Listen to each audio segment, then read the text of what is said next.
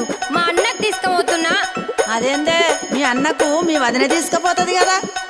గదొక్కటి తక్కువైందిగా.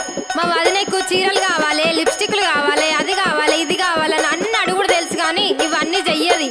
అవునా, ఏం పనులు చేయదా మీ వదినే? ఇంతకు ఏమేమి అడుగుతుందో జర చెప్పరాదు.